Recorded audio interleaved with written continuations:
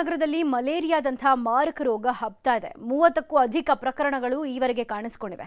Malaria ತಡೆಗಟ್ಟೋಕೆ ಜಿಲ್ಲಾ ಆರೋಗ್ಯ ಇಲಾಖೆ ಈಗ ಜನಜಾಗೃತಿಗೆ ಮುಂದಾಗಿದೆ.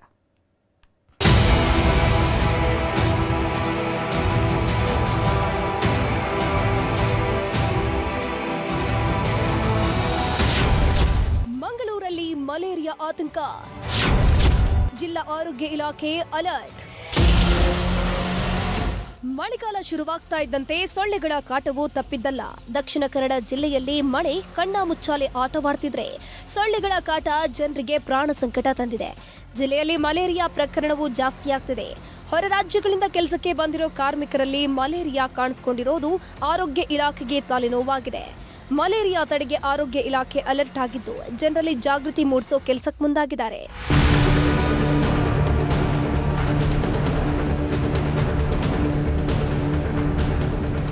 ಕಳೆದ 2 ತಿಂಗಳಲ್ಲಿ ದಕ್ಷಿಣ ಕನ್ನಡ ಜಿಲ್ಲೆಯಲ್ಲಿ ಮಲೇರಿಯಾ ಪ್ರಕರಣ ಏರಿಕೆ ಕಂಡಿದೆ. 30ಕ್ಕೂ ಅಧಿಕ ಮಲೇರಿಯಾ ಪ್ರಕರಣಗಳು ದೃಢಪಟ್ಟಿವೆ.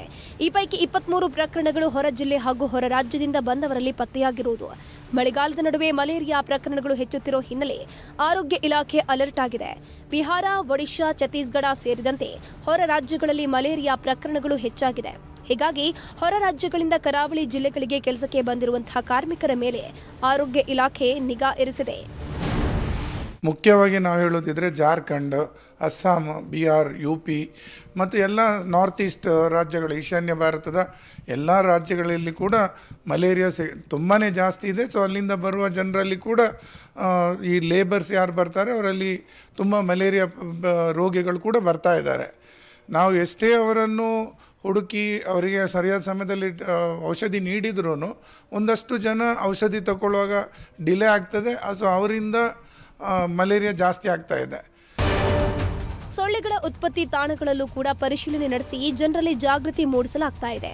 ಸೊಳ್ಳೆಗಳಿಂದ ದೂರ ಇರೋದು, ಮನೆಯ ಸುತ್ತಮುತ್ತ ನೀರು ನಿಲ್ಲದಂತೆ ನೋಡಿಕೊಳ್ಳೋದು, ಸೊಳ್ಳೆ ಪರದೆ ಬಳಸುವುದು ಸೇರಿದಂತೆ ಮುಂಜಾಗ್ರತಾ ಕ್ರಮ ಕೈಗೊಳ್ಳುವಂತೆ ಸೂಚಿಸಿದೆ. ನಿರ್ಮಾಣ ಕಾಮಗಾರಿ ಸ್ಥಳಗಳಿಗೆ ಭೇಟಿ ನೀಡಿ ಕಾರ್ಮಿಕರ ರಕ್ತದ ಮಾದರಿ ಪರೀಕ್ಷೆ ನಡೆಸೋಕೆ ವಿಶೇಷ ತಂಡಗಳನ್ನು ನಿಯೋಜಿಸಲಾಗಿದೆ. ಜ್ವರದ ಲಕ್ಷಣವಿದ್ದರಿಗೆ ಸೂಕ್ತ ಚಿಕಿತ್ಸೆಗೆ ವೆನ್ಲಾಕ್ ಆಸ್ಪತ್ರೆಯಲ್ಲಿ ವ್ಯವಸ್ಥೆಯನ್ನು ಕಲ್ಪಿಸಲಾಗಿದೆ. ಅವರಾಗಿ ನಮ್ಮಲ್ಲಿ ಚಿಕಿತ್ಸೆ ಬರಲ್ಲ.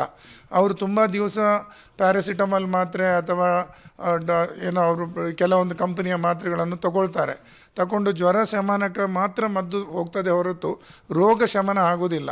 ಅದಕ್ಕೋಸ್ಕರ ನಾವೇನು ಮಾಡ್ತೇವೆ, ನಮ್ಮಲ್ಲಿಯೇ ಒಂದು ವಾಹನ ಇದೆ.